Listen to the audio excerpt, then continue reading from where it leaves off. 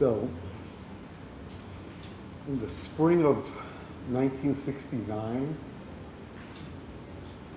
I came home from school. I was in 4th grade.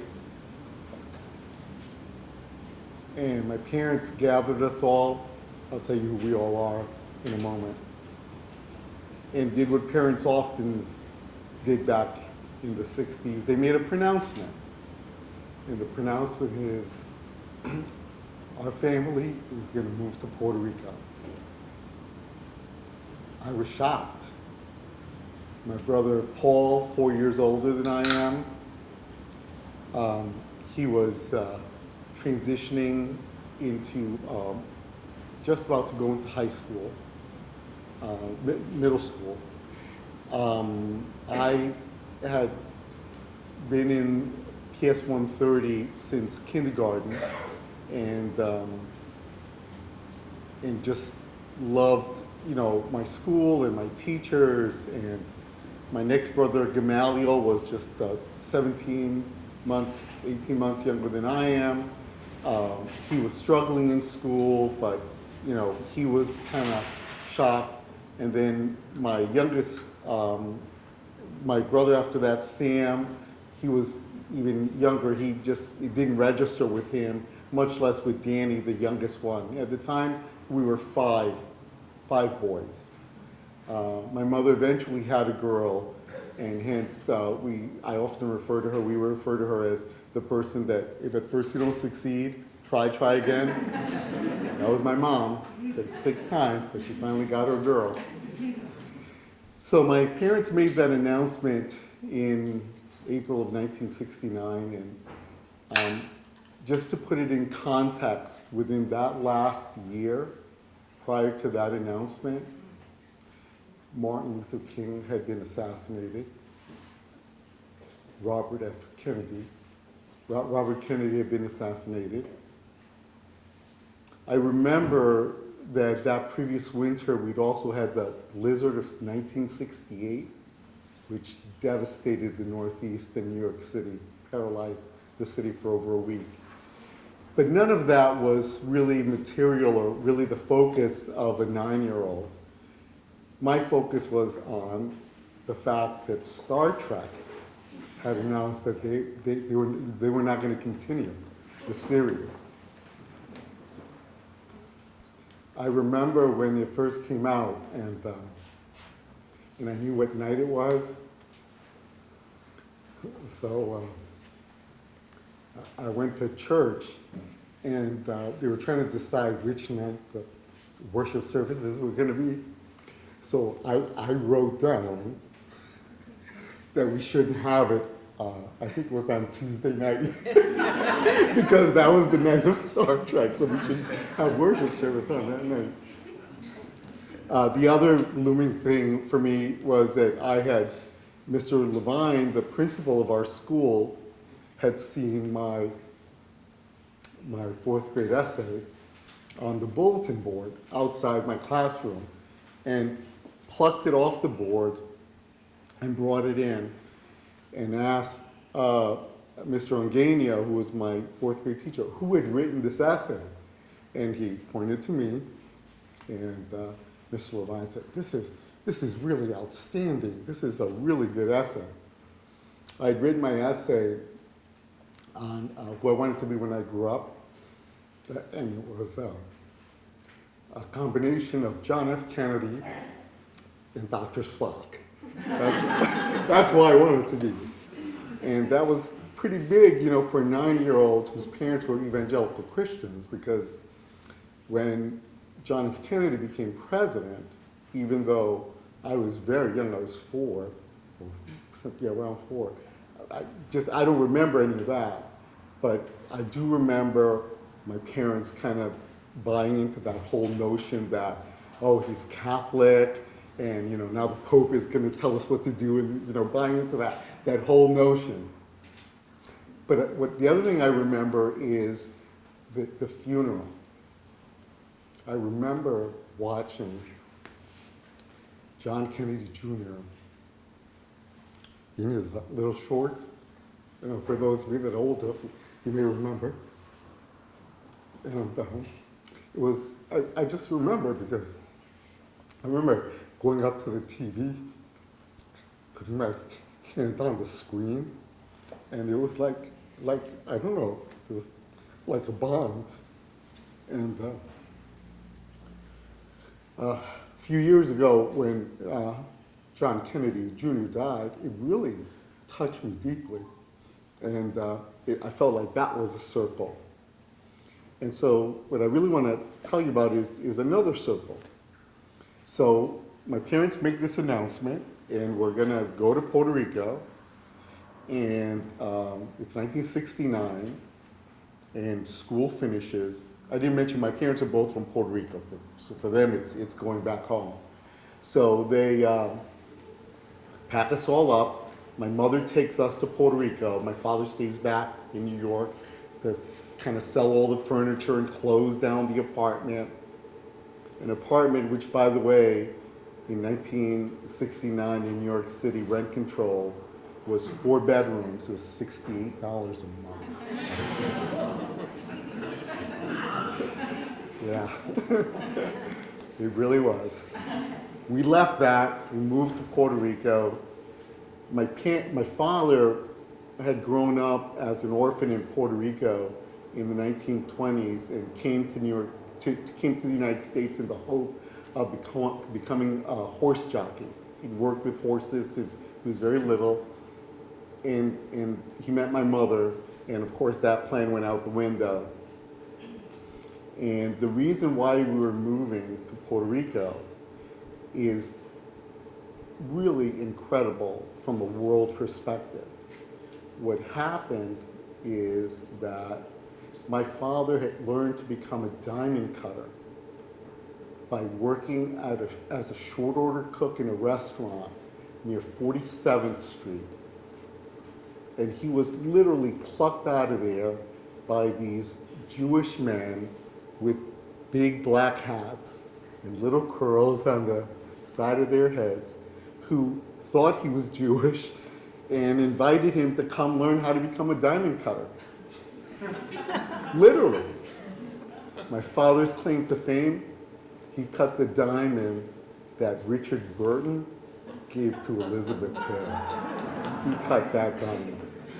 So he was pretty confident when he moved to, when he had this opportunity to move to Puerto Rico because of what was going on in the US, because of what was going on in New York City at the time. So he decided, along with my mother, we were going to move to Puerto Rico. So off we go.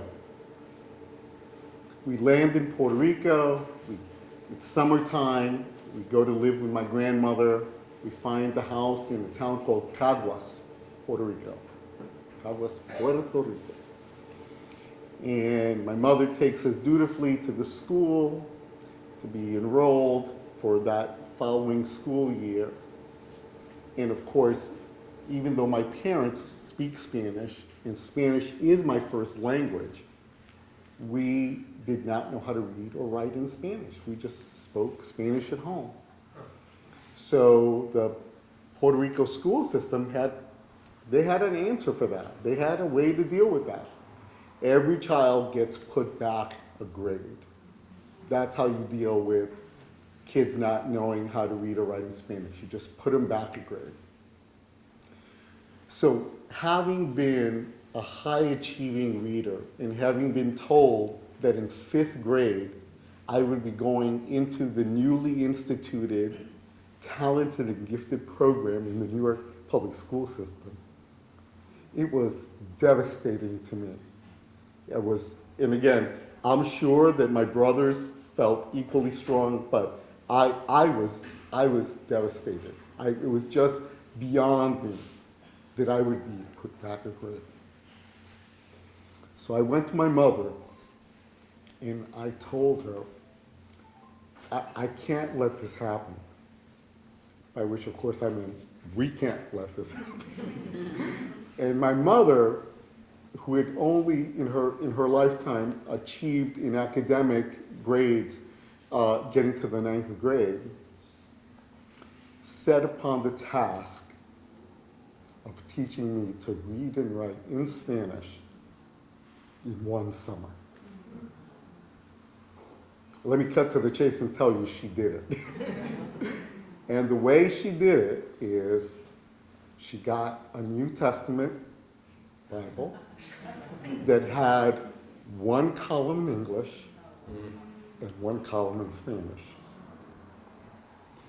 And that summer, by working every day, I learned the alphabet. I learned to read and distinguish individual letters. Then I learned to read individual words. And then eventually I was reading full sentences by the end of the summer. And we went to school at the beginning of the school year, and I was not put back a grade, unlike my brothers who suffered that consequence. And it made me incredibly, incredibly proud to have accomplished that.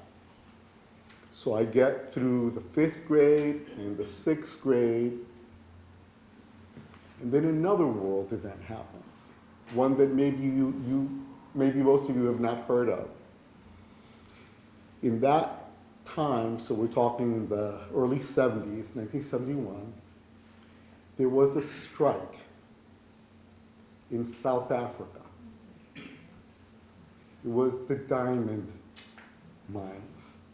The workers went on strike. De Beers, the world leader in diamonds, was paralyzed. There were no diamonds to be had at any price. And my father, who had moved to Puerto Rico and been immediately embraced as someone who knew how to cut diamonds by a local company, being the last hired, was one of the first to be let go. And my family again went into this mode of like, what are we gonna do?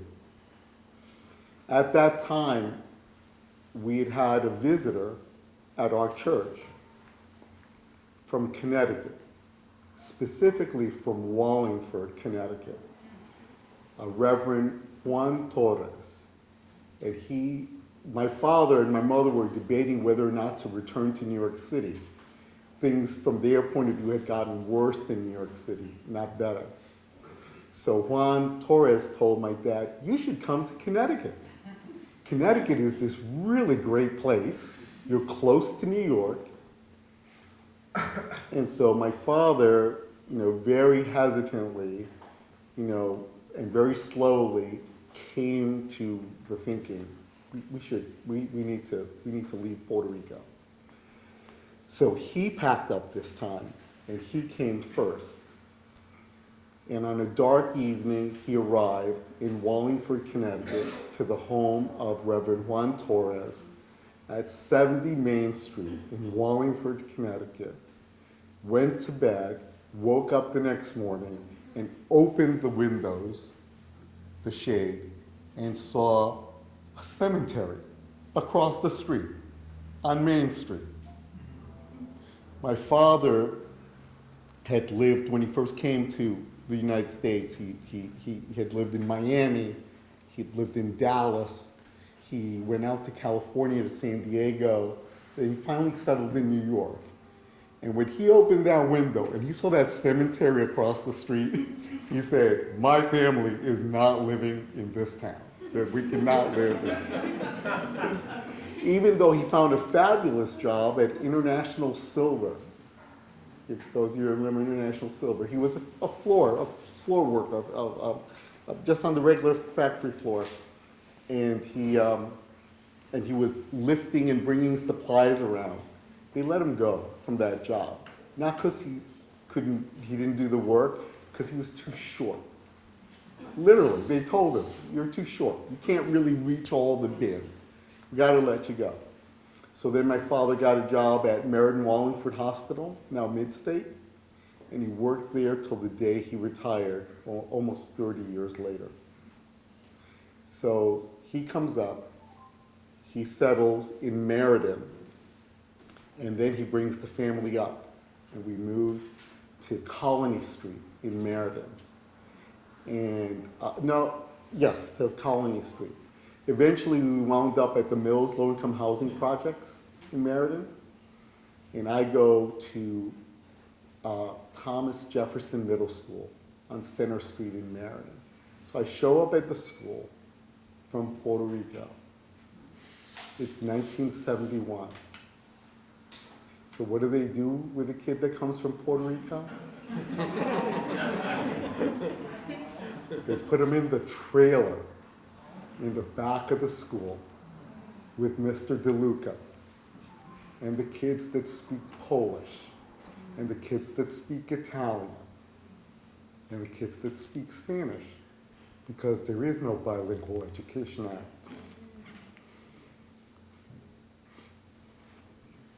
So we don't have any rights. So I go to Mr. DeLuca, I said, Mr. DeLuca, I speak English. I shouldn't be in here. So of course he clearly understands that I speak English, but there's no process to get me out, right? So he talks to Mrs. Wysocki, the counselor, and she says, well, we don't know quite what to do because this is the process. So I said, why don't you let me go into a regular class where I have Mrs. Welch as my English teacher. Just put me in there, see if I can perform in the class. So there's no process, so they put me in the class at every level. Here's this little, under 5 foot tall Puerto Rican kid saying, read my lips. I can, I understand English. And so, by the way, Mrs. Welch, she was beautiful. She was tall. She was about 5'5", but I was like 4'10", so she was tall, right? And I just kind of fell in love with her, And so I did especially well in her class. But they needed a way to transition me out, so they called this psychologist in. I had to go to a psychologist so that they could determine that I could speak English, which I had been speaking all along. Eventually, I wound up in regular classes. I went on to high school and college, graduate school, wound up in New Haven.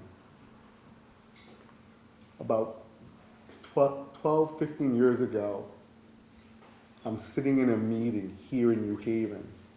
It's a meeting of the board of an organization called the New Haven Environmental Justice Network. And on the board is this retired gentleman whose name is John Dixon. He lives in Westville. And we've been in many meetings together, and all of a sudden, John turns to me and he says, I know when I first met you. I met you at Thomas Jefferson Middle School. I evaluated you. They said something about you needing an evaluation. I couldn't understand why, because you spoke perfect English and Spanish. I didn't know what I was evaluating you for. That's when I first met you. And I couldn't believe it. I couldn't believe it. And that is the end of my story.